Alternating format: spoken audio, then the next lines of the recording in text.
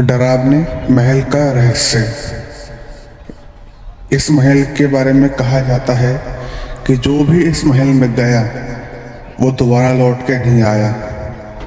लेकिन ये बात अजय को कुछ समझ नहीं आई। वह जानना चाहता था कि ऐसा क्या है इस महल में जो लोग वापस नहीं आते। अजय और उसके कुछ दोस्त मिलकर इस महल की छानबीन करने निकल पड़े। जब वो महल के पास पहुंचे, महल की दीवारें टूट चुकी थीं और उसकी खिड़कियां हवा में जोर से हिल रही थीं।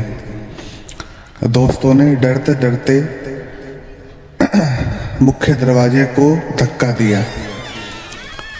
अंदर का हाल कुछ ऐसा था कि मानो महल लाखों सालों से बंद हो। टूटी हुई दीवारें, टूटी हुई खिड़कियां, जालों से भरी दीवारें और सन्नाटे से भरा पूरा महल।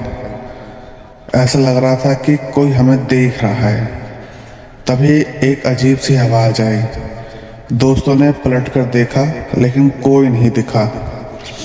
अजय ने कहा, चलो ऊपर चलते हैं। ऊपर की सीढ़ियां खंडर जैसी थीं। जैसे ही वे एक कमरे में पहुंचे, दरवाजे जोर से बंद हो गए। कमरे में अंधेरा था लेकिन एक कोने में हल्की रोशनी दिख रही थी। रोशनी के पास एक पुरानी किताब रखी थी। किताब के पास जाते ही हवा में एक डरावनी हंसी गूंजी। अचानक दीवारों से परछाई बाहर आने लगी। दोस्तों ने घबराकर भागने की कोशिश की लेकिन दरवाजे बंद हो गए।